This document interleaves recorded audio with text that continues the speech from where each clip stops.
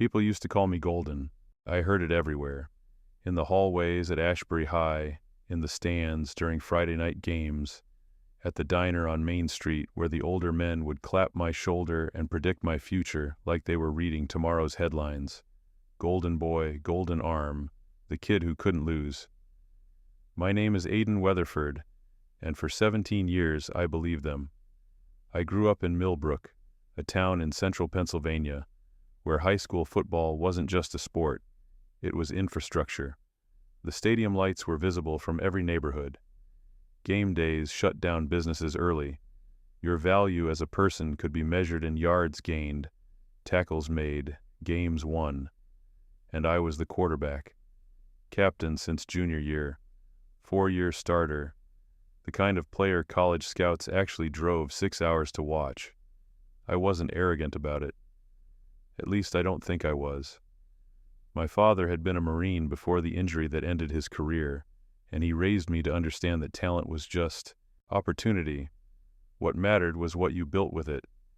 Every morning before school, I ran the same 5-mile loop he used to run. Every Sunday, we watched film together in our basement, breaking down my mechanics, studying defensive schemes. He never told me I was special. He told me I was capable, and that capability meant responsibility. My mother taught 4th grade at Millbrook Elementary. She had this way of looking at you when you'd done something disappointing, not angry, just quietly sad, that made you want to be better. She never came to my games, not because she didn't care, but because she said watching me get hit made her physically ill. Instead, she'd wait up for me afterward, and we'd sit in the kitchen while I ate whatever she'd kept warm, and she'd ask me questions that had nothing to do with football. What did I learn today? Who needed help that I could have given? Was I being the kind of person I wanted to be? I thought I was. Senior year started like a coronation. We'd gone undefeated the previous season, lost in the state semifinals on a controversial call, and everyone expected us to finish what we'd started. I had scholarship offers from 3 Division I programs. My picture was in the trophy case outside the main office, not just from football, but from the Academic Honor Society, the volunteer program at the Children's Hospital, the Leadership Council. I wasn't just the quarterback, I was the example. And then there was Miranda Hollander. She was the kind of beautiful that changed how rooms worked when she entered them. Head cheerleader, president of the Student Activities Committee, daughter of Bradley Hollander, who owned the largest construction company in the county. She had dark hair that caught light like water, green eyes that could make you feel like you were the only person in the world, and a smile that appeared in my thoughts at the strangest moments, during chemistry lectures, in the middle of defensive reads, when I was supposed to be doing anything else. We'd known each other since elementary school, moved in adjacent circles, but had never really connected. She dated Cole Stratton junior year. He played lacrosse, drove a new Audi his parents bought him for his 16th birthday, threw parties at his family's lake house. They broke up over the summer. I didn't think about it. I didn't think I had a chance. The first day of senior year, she sat next to me in AP Government. Aiden Weatherford, she said, like she was testing how my name felt in her mouth. The famous quarterback. Do you actually care about constitutional law, or are you just here for the GPA boost? I'm here because I want to understand how power works, I said. It was true.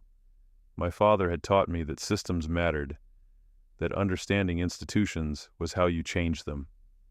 She smiled. Good answer. We started talking after class, then before class, then during lunch, sitting at a table by the windows that looked out over the practice field. She was smarter than people gave her credit for, genuinely interested in political theory, in how societies organize themselves, in questions that didn't have easy answers. She challenged me in ways that had nothing to do with football, made me think about who I was when the uniform came off. By the 3rd week of school, I was in love with her. By the 4th, we were together. The town loved it. Golden boy and homecoming queen. the kind of couple that appears in yearbook spreads and local newspaper features about hometown pride. People took pictures of us at games, at the homecoming dance, walking through downtown holding hands. It should have felt invasive, but it didn't. It felt like confirmation, like the universe was telling me I'd done something right. Our first game was against Riverside, our biggest rival. We won 42-17. I threw for 320 yards and 4 touchdowns. After the game, Miranda found me, outside the locker room, still in her cheer uniform, and kissed me in front of everyone. The crowd cheered like it was another touchdown. "You're incredible," she whispered against my ear. I believed her. Coach Edgar Penrose ran our program like a military operation. He'd played college ball at Penn State, had a shot at the pros before a knee injury ended his career, and he treated football like religion, something that demanded complete sacrifice and offered salvation in return. He was hard but fair. He never played favorites. He told us that football would teach us more about life than any classroom ever could, and I believed him. I'd been captain since the end of junior year. He'd called me into his office after our semifinal loss and told me that leadership wasn't about talent. It was about making everyone around you better. He said I had something rare, the ability to see the whole field, to understand what each player needed, to make the right decision under pressure. He said Division I schools weren't just recruiting my arm, they were recruiting my mind. I tried to live up to that. Our team that year was talented but inconsistent. We had a strong offensive line, decent receivers, a running back named Dustin Calloway who was explosive but undisciplined. Our defense was young, mostly sophomores and juniors who were still learning the system. My job was to hold it together, to be the steady presence, to make sure we executed. We won our first 6 games. Penn State sent a scout to our game against Central Catholic. Ohio State called my father. Everything was unfolding exactly as it should.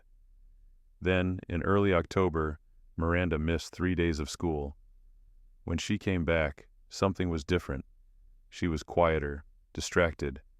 During lunch, she barely touched her food, just pushed it around her plate while staring out the window. After school, instead of staying to watch practice, she left immediately. Didn't return my texts until late at night, and even then her responses were brief, distant. "Is everything okay?" I asked her one afternoon, catching her before she could disappear to the parking lot. "Everything's fine," she said, but her smile was wrong, mechanical, rehearsed. "Miranda." She looked at me for a long moment, and I saw something I'd never seen in her eyes before. Fear. "It's my mom," she said quietly. "She's sick." The words hung in the air between us. What kind of sick? The kind where they use words like aggressive and treatment and prognosis. Her voice cracked slightly. "They found something. I don't want to talk about it here." I drove her home that day. She lived in one of the new developments on the north side of town, houses with 3-car garages and landscaped lawns and homeowners associations that regulated paint colors. Her mother, Felicia Hollander, answered the door. She looked tired, the kind of tired that comes from somewhere deeper than missed sleep, but she smiled when she saw me, invited me in, offered me coffee like nothing was wrong. We sat in their living room, and Miranda told me everything. Ovarian cancer, stage 3. Surgery scheduled for the following month. Chemotherapy after that. The doctors were optimistic, but optimistic was a relative term when you were discussing cancer. "How can I help?" I asked. Miranda shook her head. "There's nothing to do right now. We're just waiting." But I could see it in her face, the weight she was carrying, the fear that lived just beneath the surface of every word. And I could see it in her mother's eyes too. Not fear for herself, but for her daughter, for what this would do to her family. I left that evening feeling helpless. Football had taught me how to solve problems through preparation and execution, how to face adversity with discipline and focus. But this was different. This was biology and chance and systems completely beyond my control. I couldn't block cancer, couldn't throw a pass that would make it disappear, but I could do something else. The next day, I started looking for work. Millbrook wasn't a big town, but it had industries. The construction company, the manufacturing plant on the industrial road, the big box stores on the highway. I needed something that paid well and fit around school and practice, something that wouldn't interfere with my responsibilities to the team. I found it at the Greenwood Distribution Center, a massive warehouse facility that supplied retail stores across the tri-state area. They ran a night shift, 10 p.m. to 6 a.m., loading trucks, moving inventory, fulfilling orders. The pay was $15 an hour, time and a half after midnight. If I worked 5 nights a week, I could make nearly $600, more if I picked up weekends. The shift supervisor, a man named Ralph Crowley, looked at my application skeptically. "You're in high school?" "Yes, sir." "You play sports?" "Football, but I can handle both." He studied me for a moment. "Night shift's hard work, physical. Most kids your age don't last a week." "I'm not most kids." He hired me on the spot. I didn't tell anyone, not my parents, not my coaches, not Miranda. I told my parents I was staying late at school for extra study sessions. I told my coaches I was managing my time better. I told Miranda I needed space to focus on recruiting. None of it was technically a lie, but all of it was dishonest. The work was brutal. Loading trucks meant lifting boxes that weighed anywhere from 20 to 80 pounds, over and over, for 8 hours straight. The warehouse wasn't climate controlled. In October it was cold, the kind of cold that made your hands stiff and your breath visible. By November it would be worse, but I learned the rhythm, learned how to pace myself, learned which supervisors pushed hard and which ones gave you space to breathe. After my shift ended at 6 a.m., I'd drive home, shower, sleep for 90 minutes, then get up for school. I'd make it through classes on coffee and adrenaline, practice from 3 to 6, eat dinner, do homework until 9:30, then drive to the warehouse and do it all again.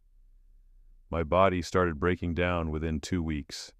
First, it was just soreness, muscles that never quite recovered between shifts. Then exhaustion, a bone-deep tiredness that made thinking feel like wading through mud. Then the headaches, the constant low-grade nausea, the way my hands would shake slightly during first period, but I kept going. I'd deposit my paychecks into a separate account I'd opened at a different bank.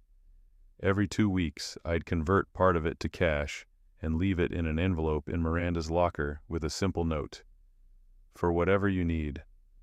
She never asked where it came from, never acknowledged it directly, but sometimes, after she found an envelope, she'd look at me in the hallway with this expression of gratitude and confusion, and I knew it was helping. Her mother's surgery happened in mid-November. I visited the hospital during my lunch period, bringing flowers I'd bought at the grocery store. Felicia was in good spirits, or at least performing good spirits. She thanked me for being there for Miranda, for being steady and kind. She told me I was exactly the kind of young man she'd hoped her daughter would find. I felt like a fraud, because I wasn't steady. I was barely holding myself together. On the field, my performance started slipping. It was small things at first. Throws that were a half-second late. Missed reads in coverage. Taking sacks I should have avoided. Nothing catastrophic, but enough that Coach Penrose noticed. He pulled me aside after practice one day in late November. "Talk to me, Weatherford. What's going on?" "Nothing, Coach. I'm fine." "You don't look fine. You look tired." "I'm managing." He studied my face for a long moment. "College scouts are watching every game now. Penn State's coming back for the playoff run. You need to be sharp."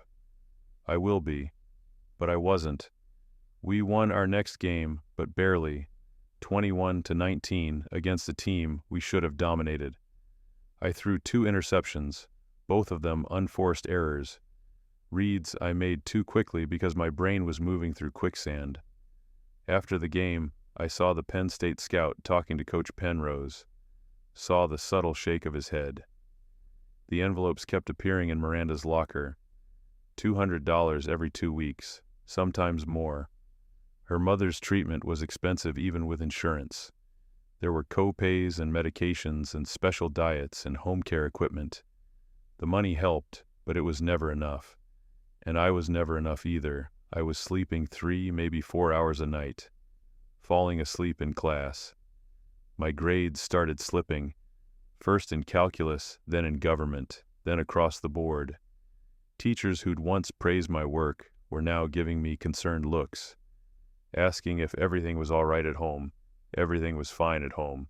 Home wasn't the problem. The problem was that I was trying to be 2 people at once, and neither of them could function properly. In early December, during a practice drill, I collapsed. One moment I was dropping back for a pass. The next my legs gave out, and I was on the ground, vision blurring, heart hammering in my chest like it was trying to escape. The athletic trainer ran onto the field.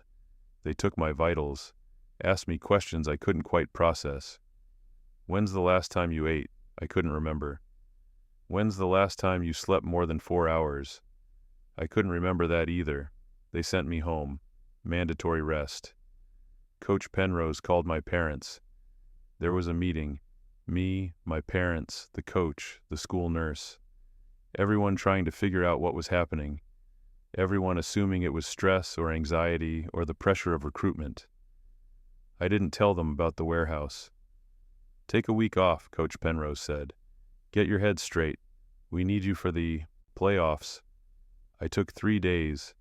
Then I was back at practice, and back at the warehouse, because Miranda needed help, because her mother was still in treatment, because I'd committed to something, and Weatherford's didn't quit, but my body was quitting on me. Our first playoff game was against a school from the western part of the state, a team with a vicious pass rush and a defensive coordinator who'd clearly studied every snap I'd taken all season. They blitzed relentlessly, hit me early and often, and I couldn't process quickly enough to adjust. We lost 31-13. I threw 3 interceptions and fumbled twice, the worst game of my career. In the locker room afterward, the silence was crushing. My teammates wouldn't look at me. Coach Penrose didn't yell. That would have been better. Instead, he just looked disappointed, tired. We'll review film on Monday, he said quietly. Then he left. I sat in that locker room for an hour after everyone else had gone. Miranda texted asking if I was okay. I didn't respond. My father texted asking if I wanted to talk. I didn't respond to him either. I just sat there, understanding for the first time that I'd broken something I couldn't fix. The Monday film session was brutal. Coach Penrose walked through every mistake, every late throw, every missed read, every mental error that had cost us the game. He didn't single me out. He didn't have to. Everyone could see it. The quarterback had failed. After the meeting, he asked me to stay behind. Aiden, he said, and his voice was different, formal. We need to talk about your role on this team. The words hit me like a physical blow. Coach, you're not performing at the level we need. Haven't been for weeks. And I can't have a captain who isn't setting the right example. I can fix it. Give me one more game. It's not about one game. He leaned back in his chair, studying me with something that looked like sympathy. I got a call from Penn. State. They're pulling their offer. The room tilted slightly. They're... What? They said you're not the same player they scouted in September. They said something's off, and they can't commit scholarship money to someone who might not be reliable. I couldn't breathe, couldn't speak. I'm moving Ivan Marston to starting quarterback, Coach Penrose continued, and I'm making him captain. Ivan Marston, our backup. A junior with decent mechanics and a powerful arm but limited game experience. More importantly, Ivan was the nephew of Dean Marston, who sat on the school board and donated heavily to the athletic department. This isn't about talent, is it? The words came out before I could stop them. Coach Penrose's expression hardened. This is about what's best for the team. Ivan's fresh, he's hungry, and he has the focus you seem to have lost. I've given everything to this team, and I appreciate that, but football isn't about sentiment, it's about winning, and right now Ivan gives us a better chance to win. He stood up, signaling the conversation was over. You'll still be on the roster, second string. If Ivan struggles, you might get playing time, but the starting job is his now. I left his office in a daze, second string, backup. The Golden Boy benched. The news spread through school by the end of the day. I saw it in people's faces, the surprise, the gossip, the quiet satisfaction from those who'd always resented my success. Ivan walked the hallways differently now, shoulders back, chin up. He'd won something he didn't have to earn. Miranda found me after school, near my locker.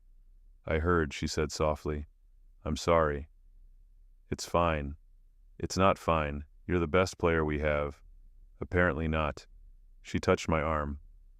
What happened, Aiden? You've been different lately, distant. Is this about recruiting pressure? About us? I looked at her, really looked at her. She'd lost weight. There were shadows under her eyes.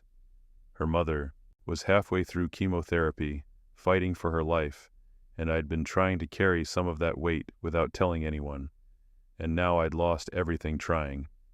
I'm just tired, I said. Then rest. Take care of yourself. But I couldn't rest, because the money still needed to appear in her locker, because her family still needed help, because quitting would mean admitting that my father was wrong, that capability didn't matter, that effort didn't matter, that the world didn't reward the things I'd been taught to value. So I kept working at the warehouse, kept going to school, kept showing up to practice as a second-string quarterback, running drills with the scout team, watching Ivan take the snaps that used to be mine. Our next playoff game was against a team from the Eastern Conference. Ivan played well, not spectacular but efficient. We won 24-17. He was named player of the game by the local newspaper. People congratulated him like he'd accomplished something extraordinary. I stood on the sideline the entire game, didn't throw a single pass. After the game, Miranda came down to the fence to see me. You okay? She asked. I'm fine. But I could see something in her expression, a calculation, a reassessment. I was no longer the golden boy, no longer the captain, no longer the player with Division I offers. I was the cautionary tale, the kid who couldn't handle the pressure, the one who'd fallen from grace. And in a town like Millbrook, where your value was determined by your performance, that meant I was becoming worthless. We won our next playoff game, and the one after that. Ivan was solid, nothing special, but he didn't make critical mistakes. The team rallied around him. He gave interviews to the local paper, talking about leadership and trust and seizing opportunity. Coach Penrose praised his maturity and focus. I became a ghost. I still practiced, still attended meetings, but I was peripheral now, invisible. The other players stopped asking my opinion on plays. The coaches stopped correcting my technique. I existed in the space reserved for people who no longer mattered. Miranda's mother finished her chemotherapy in January.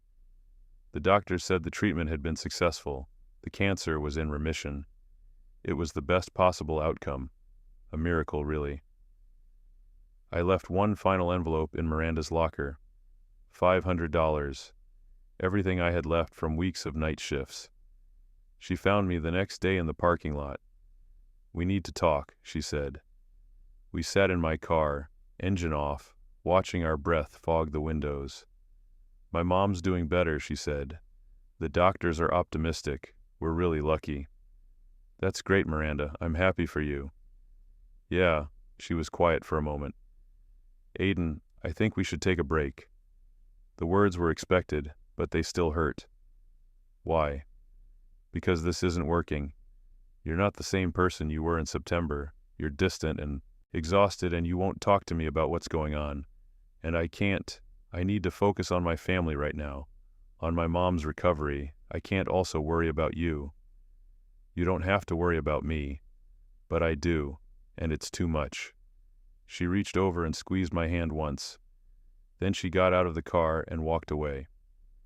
We won the state championship 3 weeks later. Ivan threw for 200 yards and 3 touchdowns. The town celebrated like we'd won the Super Bowl. There was a parade downtown, a ceremony at the school. Ivan was named Pennsylvania Player of the Year by the State Coaches Association. I stood in the back during the ceremony watching. Afterward, Coach Penrose found me. "Hey Weatherford, just want to say thanks for being a team player this season. I know it wasn't easy sitting behind Ivan, but you handled it with class." "Sure, Coach. What are your plans for next year? Still looking at colleges?" "I don't know yet," he nodded, already looking past me, to someone more important. "Well, good luck with whatever you decide." That was it. 4 years of starting quarterback. 4 years of leadership and sacrifice and doing everything right. And my send-off was, "Good luck with whatever you decide." The scholarship offers never came back. Penn State had moved on. Ohio State had moved on. I applied to several state schools with decent academic programs but no football prospects. Got accepted to 3. Chose the one that was farthest from Millbrook. I didn't go to prom. Didn't go to graduation parties. On graduation day, I walked across the stage, accepted my diploma, and left immediately. My father found me in the garage that evening, packing boxes for college. "You want to talk about what happened this year?" he asked. "Not particularly." "You worked at the warehouse." I stopped packing, looked at him. "Ralph Crowley goes to our church," my father said quietly. "He mentioned you'd been working nights, thought I knew about it." "Why didn't you say anything?" "Because I was waiting for you to tell me yourself." He sat down on an overturned crate. "You were trying to help the Hollander family. It wasn't a question. Her mom was sick. They needed money. So you destroyed yourself trying to carry their burden." "I was trying to do the right thing." "The right thing," my father repeated. He was quiet for a long moment. "Son, I taught you that capability means responsibility. I taught you to be strong and disciplined and to help people who need it. But I never taught you that you have to burn yourself out for someone else's approval. I wasn't looking for approval. Yes, you were. You were trying to prove you were good enough, strong enough, worthy enough. And when it cost you everything, your position, your scholarship, your future, the people you were helping walked away." The words landed like punches. "That's not fair," I said. "Maybe not, but it's true." He stood up, put his hand on my shoulder. "You learned something important this year, Aiden. You learned that sacrifice doesn't guarantee gratitude, that helping people doesn't mean they'll value you, that you can do everything right and still lose. Great lesson. It is actually, because now you get to decide what to do with it." He squeezed my shoulder once, then left. I finished packing in silence. That summer, I didn't work at the warehouse anymore. Instead, I did something different. Something that surprised even me. I started training, not casually, not recreationally. I trained like someone trying to resurrect the dead. Every morning at 5 a.m., I was on the field, running routes, throwing to targets I'd set up myself, drilling footwork, studying film on a laptop I'd bought with the last of my warehouse money. I lifted weights in our basement, ran sprints until my legs gave out, pushed my body past every limit it had broken against the previous year. My father watched from the porch sometimes, coffee in hand, never saying anything, just watching his son try to rebuild what had been destroyed. I wasn't doing it for scholarships. Those were gone. I wasn't doing it for validation. That ship had sailed. I was doing it because football was the only language I'd ever spoken fluently, and I wasn't ready to be silenced. In August, I enrolled at Central State University, a mid-tier school 3 hours from Millbrook with a Division II football program that nobody paid attention to. I walked onto the team, no scholarship, no promises, Just showed up to tryouts and threw the ball. The coach, a man named Kurt Ashbury, watched me throw for 15 minutes, then pulled me aside. "You've got an arm," he said. "Where'd you play high school ball?" "Ashbury High. Started 4 years. Lost my senior season." "Lost it how?" "Made some mistakes. Paid for them." He studied me. "You want to play here? You start at the bottom. 3rd string, scout team. You'll get hit in practice and sit on the bench during games. You okay with that?" "I'm okay with whatever gets me on the field."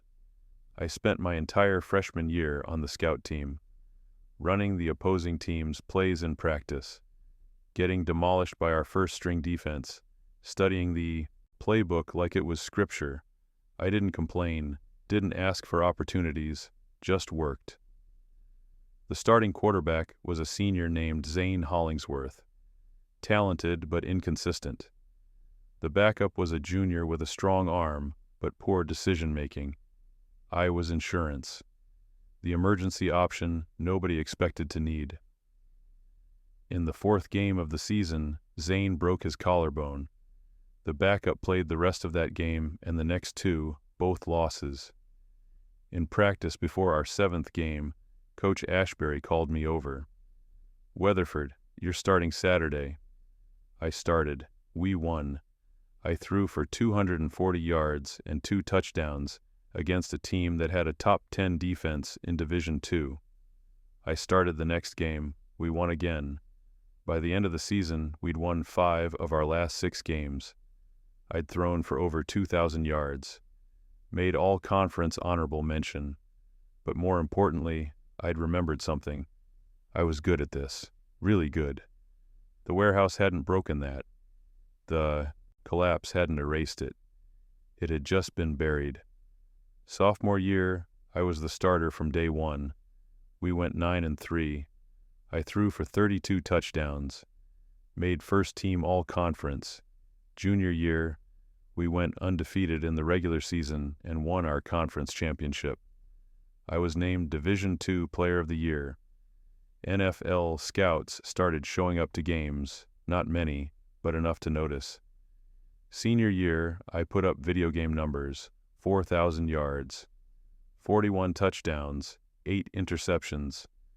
We made the Division II National Championship game, lost by 3 points, but I'd done enough. The NFL draft came in April. I was selected in the 4th round by a team that needed a developmental quarterback. The contract was modest by NFL standards, just under $3 million over 4 years. But it was guaranteed money. It was a chance. I spent my first 2 seasons on the practice squad and as a 3rd-string emergency backup, learning, studying, absorbing everything the coaches and veteran players could teach me. The starting quarterback was a 10-year veteran. The backup was in his 5th season. I was the kid who held a clipboard and waited. In my 3rd season, the backup got traded. I moved up to 2nd string. In the 4th game of that season, our starter tore his ACL. I came in with 6 minutes left in the 2nd quarter, down by 14 points. We won 31-28. I threw for 317 yards and 3 touchdowns. I started the next 12 games. We made the playoffs. Lost in the divisional round, but I'd proven something. I belonged. The following offseason, I signed a contract extension. 3 years, $42 million, $28 million guaranteed. I was 26 years old. Over the next 6 seasons, I became one of the most reliable quarterbacks in the league. Not the flashiest, not the one who made highlight reels every week, but consistent, smart, the kind of player coaches loved because I made the right read, protected the ball, and made everyone around me better. I made 2 Pro Bowls, won a playoff game, led my team to an 11-win season, got another contract extension, 4 years, $90 million, $60 million guaranteed. By the time I was 32, I'd earned over $130 million in career earnings. I had endorsement deals, a foundation, a reputation as one of the good guys in a league that didn't always produce them. I bought my parents a house, set up trust funds for my younger cousins, donated to youth football programs in underserved communities. I never went back to Millbrook, never talked about high school in interviews. When reporters asked about my background, I gave them the sanitized version. Small-town kid, worked hard, got a shot, made the most of it. I didn't mention the warehouse, didn't mention Miranda, didn't mention Coach Penrose or Ivan Marston or any of it. That life was dead. This was the new one. I dated occasionally, mostly women, who understood that football came first. Nothing serious, nothing that required vulnerability or trust.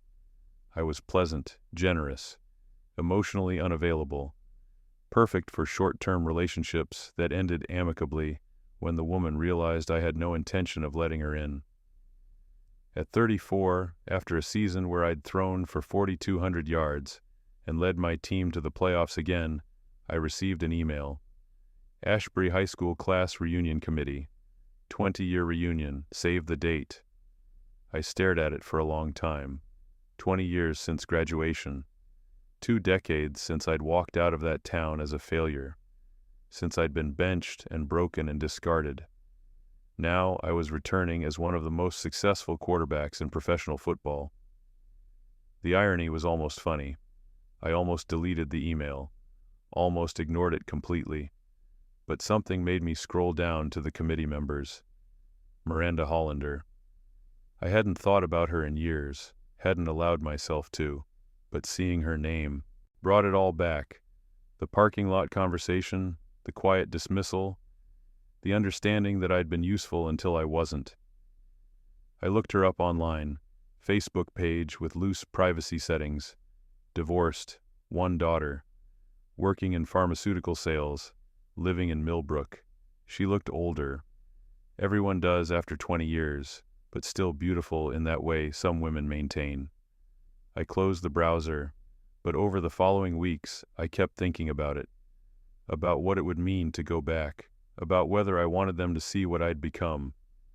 My agent noticed my distraction during a contract meeting. "You good?" he asked. "Fine. Just got an invitation to my high school reunion." "You going?" "Probably not." "Why not? You're a fucking NFL quarterback. You've made over $100 million. You could walk in there like a conquering hero." That's exactly why I shouldn't go. But he'd planted the seed. A week later, I replied to the email, "I'll be there." The response came within an hour from Miranda Hollander's personal email. "Aiden, I can't believe you're coming. It would be amazing to catch up before the reunion if you're around. Coffee?" I stared at the message for a long time. Then I replied, "Sure, Thursday before the reunion. The Bean and Leaf at 2 p.m. The drive to Millbrook felt surreal. I'd been back to Pennsylvania for games. We played the Eagles twice a year, but I'd never come back here, never driven these specific roads. The town had changed, new developments, chain restaurants, a renovated downtown. But the core was the same. The high school on the hill, the stadium, the streets I'd run as a kid. I parked downtown and walked to the coffee shop, arrived early, ordered black coffee, sat by the window. Miranda arrived exactly on time. She was wearing jeans and a cream sweater, hair pulled back. She looked good, elegant in the way some women master as they age. She saw me and her face lit up. Not the cheerleader smile, something softer, more calculated. "Aiden Weatherford," she said, sliding into the chair across from me. "NFL quarterback. I've watched you play." "Have you?" "Of course. Everyone in Millbrook watches. You're the one who made it. The one who proved the town was right about you all along." "The town wrote me off 20 years ago." Her smile faltered. "Some people did, but others always believed you'd find your way." We talked for an hour, surface level catching up. She told me about her daughter Jacqueline, about her divorce, about her work. She asked about football, about my life, about whether I was seeing anyone. I gave her the polished version. Successful career, nice life, generally content. She didn't mention senior year, didn't mention the breakup, didn't acknowledge that she'd walked away when I'd needed her most, and I didn't bring it up either. As we were leaving, she touched my arm. "It's really good to see you, Aiden. You became everything you were supposed to be. I'm proud of you." Something in her tone made me pause, made me wonder what she actually wanted, but I just nodded and said I'd see her at the reunion.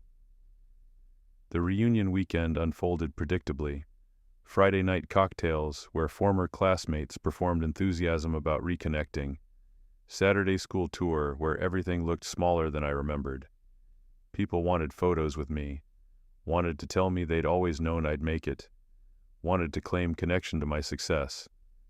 Ivan Marston was there, overweight and balding, still wearing his state championship ring, still telling stories about the game he won 16 years ago. He tried to approach me once. I walked away before he could speak. Coach Penrose was there too, retired and slow-moving with a cane. He watched me from across the room, but never came over. Good. I had nothing to say to him. Miranda stayed close all weekend, introduced me to people, laughed at my stories, touched my arm when she talked, made sure everyone saw us together. On Saturday evening after the formal dinner, she found me on the patio outside. "Can we talk?" she asked. "Somewhere private?" We stood in the cool evening air, away from the crowd. "I need to say something," she began. "About senior year, about how I ended things with you." "Miranda, please, let me say this." She took a breath. "I was 18 and scared, and I handled it terribly. You were there for me during the hardest time of my life. You helped my family in ways I didn't even understand until later, and when you were struggling, when you needed support, I walked away, because you weren't winning anymore, because being with you became hard instead of easy." She was crying now. "I've regretted it for 20 years, and seeing you now, seeing who you became despite everything, it just confirms what I always knew, that I made the biggest mistake of my life when I let you go." She stepped closer. "I know this is fast. I know I have no right to ask, but I'm not over you, Aiden. I never was, and I want a chance to prove I'm different now, that I can be the person you needed back then." I looked at her, saw the calculation beneath the emotion, saw a woman approaching 40, divorced, struggling, looking at a successful man and seeing rescue. And something cold inside me, the part that had been built through years of proving everyone wrong, whispered, "Use this." "Okay," I said. "Okay. Let's see where this goes." Her smile was radiant. She kissed me on that patio while inside the reunion was winding down. Over the following months, Miranda and I fell into a relationship. She visited me during the off-season. I flew her to games. She posted photos of us on social media, the NFL quarterback and his high school sweetheart, reunited after all these years. The story was perfect, romantic, the kind of thing that got featured in sports magazines and morning talk shows. She met my parents again. Her mother Felicia welcomed me back warmly, thanking me for giving their family another chance at happiness. I played my role perfectly. Miranda talked about the future, about moving in together during the off-season, about building something permanent. She said she wanted to give her daughter stability, said she wanted to be part of my world. I proposed 11 months after the reunion, an expensive ring, a nice restaurant, all the appropriate gestures. She said yes, crying, telling me I'd made her the happiest woman alive. I smiled and said I loved her. I was lying. We planned a wedding for the following summer, a year of engagement to build anticipation. She moved in with me during the off-season, bringing her daughter Jacqueline. We played at being a family. Jacqueline was 13, smart and observant in ways that made me uncomfortable. One evening she found me in my home office. "Can I ask you something?" she said. "Sure. Do you actually want to marry my mom?" The directness caught me off guard. "Of course. Why would you ask that?" "Because you don't look at her the way People in love look at each other. You look at her like I don't know, like she's a teammate you're stuck with. Smart kid. Adult relationships are more complicated than movies make them seem, I said carefully. That's not an answer. It's the answer I have. She studied me for a moment, then left. I went back to my film study. The wedding was scheduled for mid-June at a renovated barn venue outside Millbrook. 200 guests. Most of them from Millbrook, coming to see the golden boy return and claim his prize. The rest were teammates, coaches, NFL people who knew me as the quiet, reliable quarterback who kept his personal life private. The week before the wedding, Felicia Hollander called me. "Aiden, could we meet for coffee, just the two of us?" We met at the Bean and Leaf, full circle. Felicia looked older. The cancer had left its mark, but she was still sharp. "Thank you for seeing me," she said. "Of course. I wanted to talk to you about something I've been thinking about for a long time, something you should know before the wedding." She pulled out an envelope, old, yellowed, addressed in neat handwriting. "Do you remember senior year? When you and Miranda were dating?" I remember. She ended things rather suddenly, right after I finished my treatment. She did. Do you know why? I shrugged. She said she needed space, needed to focus on her family. Felicia opened the envelope and pulled out a letter, handwritten, several pages. This is a letter Miranda wrote to herself during my treatment. Her therapist recommended it, a way to process her emotions. I found it years later, and I've kept it, waiting for the right time to share it. "I'm not sure I should." "You should," Felicia said firmly, "because you deserve to know the truth about who you're marrying." She slid the letter across the table. I read it. The letter was dated January of our senior year. It started with fear about her mother's illness. Then it shifted. "Aiden has been so good to me, too good. He's leaving money in my locker. I know it's him. Where is he getting it? I don't even want to know. The truth is, I can't stay with him anymore. He's falling apart. Lost his starting position. Penn State dropped him. He looks exhausted all the time. And I know I should support him, but I can't. Because staying with him means being tied to someone who's failing. Someone who's losing. I've worked too hard to be popular and successful. I can't throw that away for someone who can't keep his life together. Mom will be okay. The doctors say so. Which means I don't need him anymore. I don't need his money or his sad devotion. I need to find someone who can give me the life I want. Someone who's going somewhere. I feel guilty, but I also feel relieved. Staying with Aiden out of obligation would be worse than leaving him. At least if I leave now, I'm being honest. I'll break up with him next week. Tell him it's about needing space. He'll believe it because he always believes the best in people. Then I'll move on to someone better. Someone who hasn't already failed. I set the letter down carefully. "Why are you showing me this now?" I asked. Felicia's eyes were sad. "Because you've been good to Miranda. Again. You've welcomed her back, accepted her daughter, offered her a future she doesn't deserve, and she's doing the exact same thing she did 20 years ago, using you until something better comes along. You think she doesn't love me. I think she loves what you represent, success, security, an NFL quarterback's lifestyle. But love you? Actually love you?" She shook her head. "My daughter doesn't love anyone but herself." "Then why tell me? Why not let the wedding happen?" "Because you deserve better. You deserved better 20 years ago, and you deserve better now. And because I'm tired of watching her hurt good people."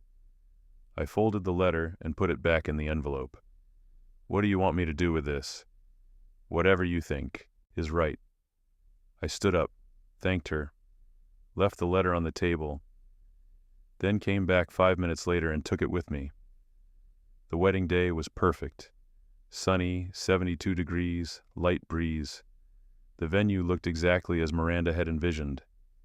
I got ready with my father and my best man, Riley Greenwood, a teammate who'd flown in for the ceremony. "You ready for this?" Riley asked. "As ready as I'll ever be." My father was quiet, watching me with that look he got when he wanted to say something. "You don't have to do this," he said finally. "I know. Do you want to do this?" I thought about the letter, about Miranda's calculation 20 years ago, and her calculation now. "Yes," I said, "I want to do this." The ceremony was scheduled for 4 o'clock. Guests filled the chairs, former classmates, Miranda's family, NFL teammates and coaches, media members who'd been invited to cover the feel-good story of the quarterback marrying his high school sweetheart. I stood at the altar with Riley watching the processional.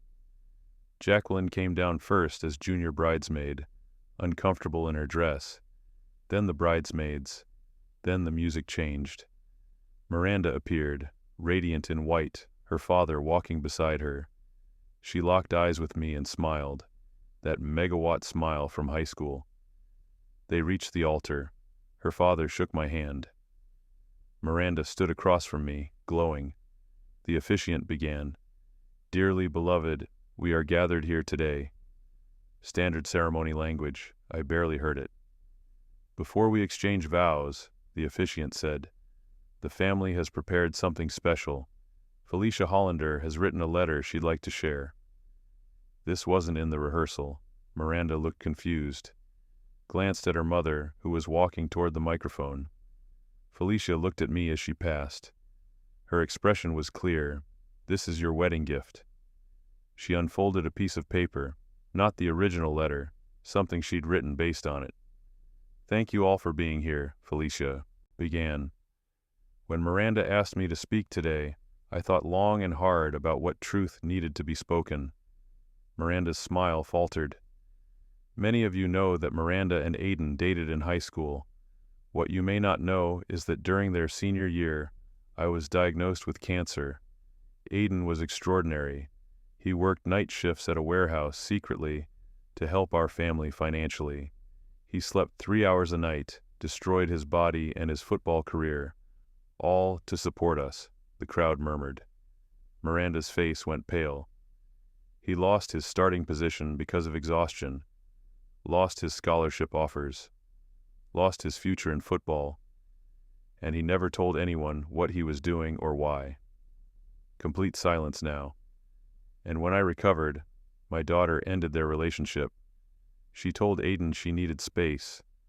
What she didn't tell him was that she'd decided he was no longer useful, that his sacrifice had made him weak in her eyes." Miranda's expression was frozen. I know this because I found a letter she wrote to herself during that time. "A letter I'm going to share with you now," she began reading. Every word, every cold calculation, every dismissal of my sacrifice. When she finished, she turned to me. "Aiden, I'm sorry I didn't tell you this before today, but I wanted you to hear it publicly, to understand what you're choosing. Because if you marry my daughter after hearing this, you'll be making a conscious decision to accept someone who will always see you as a resource rather than a person." She stepped away from the microphone. Absolute silence. I looked at Miranda, saw tears streaming down her face, saw shame and rage and desperation. "Aiden," she whispered, "I can explain." "You don't need to," I said quietly. I turned to the crowd. "Thank you all for coming. I know this isn't how anyone expected today to go, but Felicia's right. I needed to hear this." I looked back at Miranda. "I forgive you for what you did 20 years ago. We were kids, but what I can't forgive is what you're doing now. Coming back into my life, not because you love me, but because you see me as a solution to your problems." "That's not true." "It is true, and you know it, and now everyone else knows it too." I took off my boutonniere, set it on the altar. I spent 20 years building something from the ruins of what happened in high school. I thought marrying you would somehow complete that, would prove I'd won. I stepped back, but marrying you wouldn't be winning. It would be repeating the same mistake, destroying myself for someone who doesn't care about me. I walked down the aisle. Behind me, chaos erupted. Miranda sobbing, her father yelling, guests gasping and whispering. I kept walking, past the chairs, past the decorations, past the cameras that had come to document a love story. I got in my car and drove away. The story exploded within hours. NFL star walks out on wedding after shocking revelation appeared everywhere. ESPN, Sports Illustrated, TMZ, every major outlet. The video someone had recorded went viral. Social media erupted with takes and opinions and judgments. My phone wouldn't stop ringing, my agent, my coach, teammates, reporters wanting statements. I turned it off. The following Monday, I called my agent. "I need you to draft a statement," I said. "About the wedding, we should just say it's private. Not about the wedding, about my retirement." Silence. "What?" "I'm retiring from football, effective immediately." "Aiden, you can't be serious. You're 34 years old. You're coming off one of your best seasons. You've got at least 3, maybe 5 more years. I'm done. Because of this wedding thing? Because of some bad press? This will blow over in a week. It's not about the press. It's not about Miranda. It's about what I want. And I don't want to do this anymore. You're walking away from $20 million guaranteed. I've made enough money, I'm walking away." He tried to talk me out of it for another 30 minutes. I let him finish, then repeated, "Draft the statement." The retirement announcement came out Wednesday. After 14 seasons in the NFL, I've decided to retire from professional football. This decision comes after careful consideration and has nothing to do with recent personal events. Football has given me everything: a career, financial security, friendships, and lessons I'll carry forever. But it's time for a new chapter. I'm grateful to every coach, teammate, and fan who supported me along the way. I'm walking away on my own terms, and I'm at peace with this decision. The sports world lost its mind. Analysts debated whether I was making a mistake. Teammates called, begging me to reconsider. Coaches reached out, offering support. Reporters wrote pieces about how the wedding scandal had broken me, how I was running away. They didn't understand. I wasn't running away. I was choosing to leave. For 20 years, I'd been proving something. Proving I wasn't the kid who collapsed on the practice field. Proving I wasn't the cautionary tale Coach Penrose made me. Proving I wasn't the failure Miranda had left behind. And I'd proven it. Definitively. Completely. I'd made it to the NFL, had a 14-year career, made over $130 million, earned Pro Bowl selections, won respect from everyone who mattered. I'd won. And now, at the exact moment when my vindication was most public, when the whole world knew that Miranda had been wrong, that the town had been wrong, that everyone who'd written me off had been wrong, I was choosing to walk away.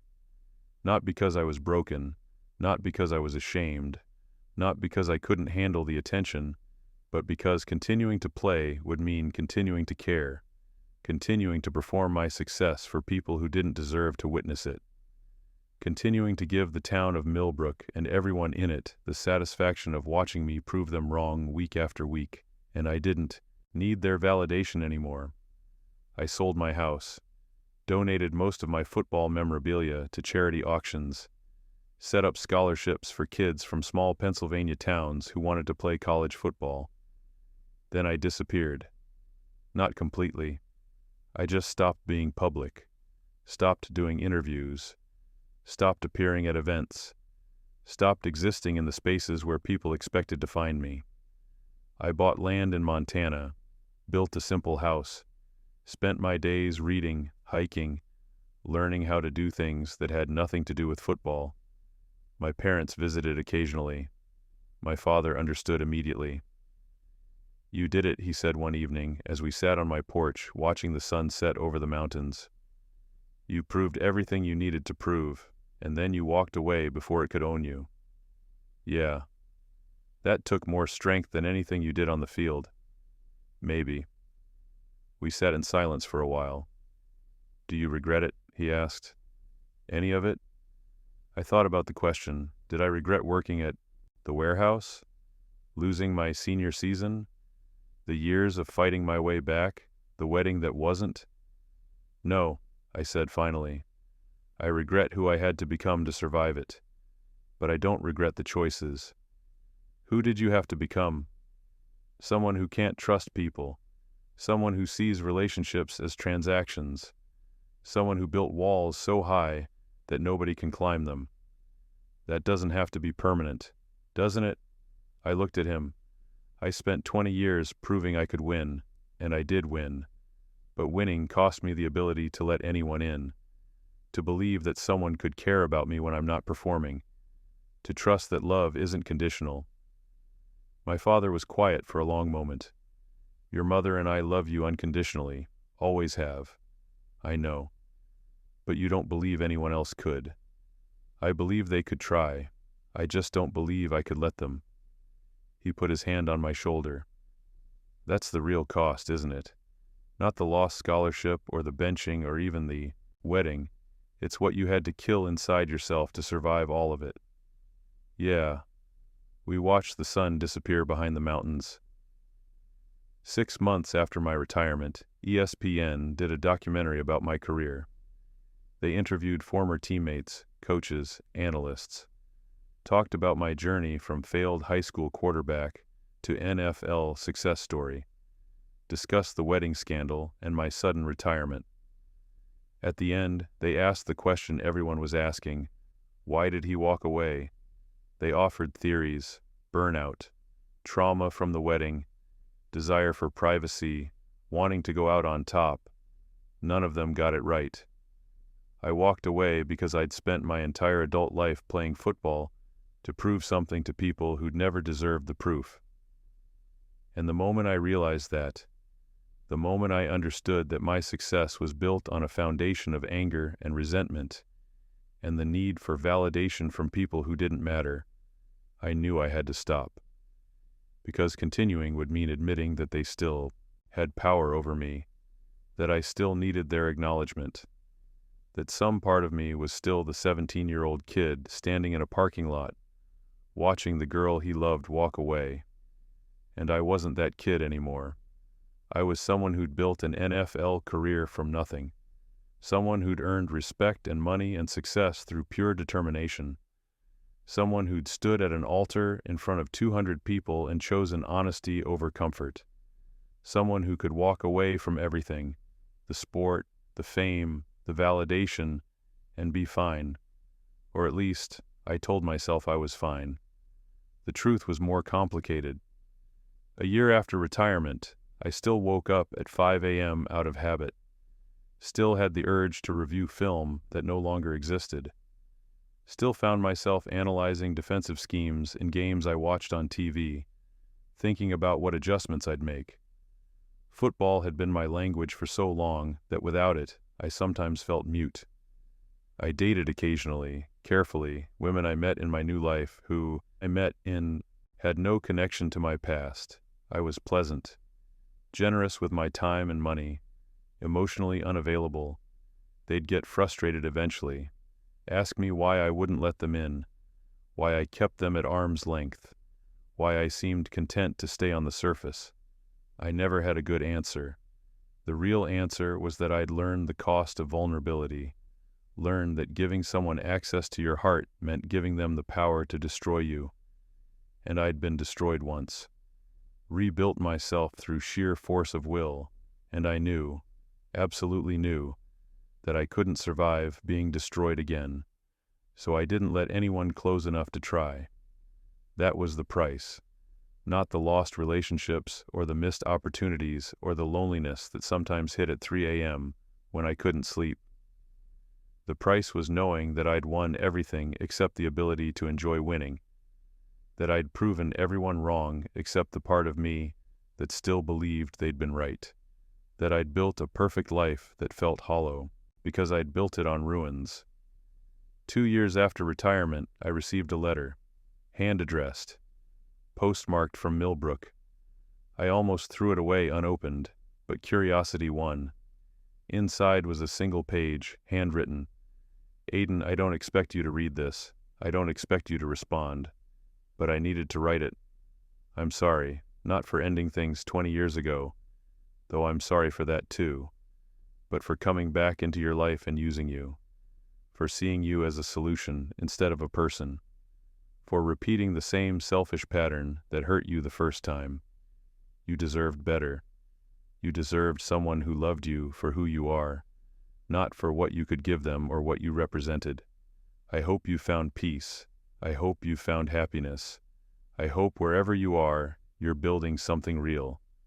I'll carry the guilt of what I did for the rest of my life, but I'll also carry gratitude for the lesson you taught me, that some people are too good for the love we're capable of giving them.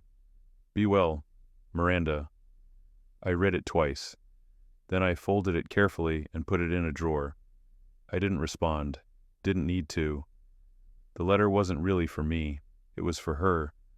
A way to process her guilt, to seek absolution, to make herself feel better about what she'd done. And I didn't owe her that comfort. But I didn't throw the letter away either, because as much as I wanted to pretend the past didn't matter, it did. It shaped everything I became, every choice I made, every wall I built, Miranda Hollander and Coach Penrose and the town of Millbrook and all of it.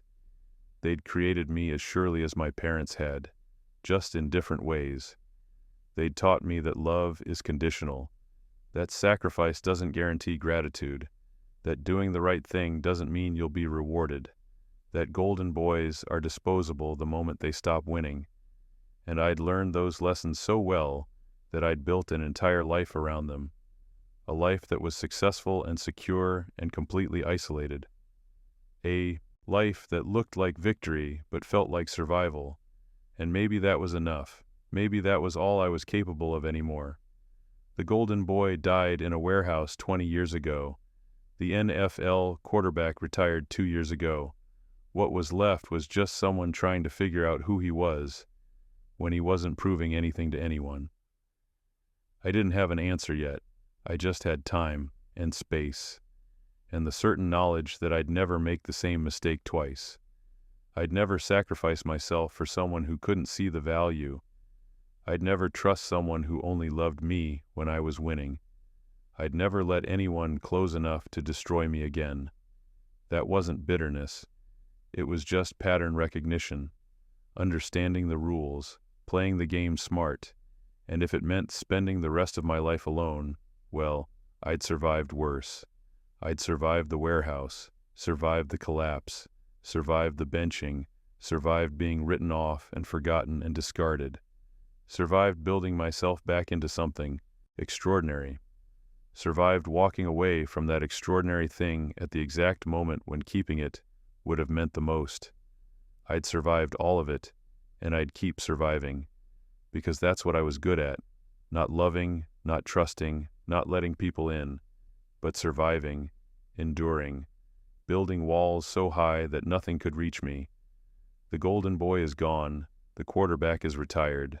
What's left is just me, alone on a mountain in Montana, watching the sun set, wondering if the person I became was worth the cost of leaving behind the person I used to be. I still don't have an answer, but I have silence and space and the absolute certainty that I'll never let anyone hurt me the way I was hurt at 17. That's not victory, but it's survival. And in a world that taught me love is conditional and sacrifice is foolish and golden boys are disposable, survival is the only thing I can trust. I finished my coffee and went inside. Tomorrow I'd wake up at 5 a.m. out of habit, run the same trails, read the same books, live the same quiet, isolated life I'd built, and I'd be fine. Or at least I'd survive. And after everything, after the warehouse and the collapse and the NFL career and the wedding that wasn't, survival was enough. It had to be, because it was all I had left. Stories like this happen more often than we think. Subscribe if you want to hear the ones that usually stay unspoken. And if this story made you pause, a like helps the channel grow.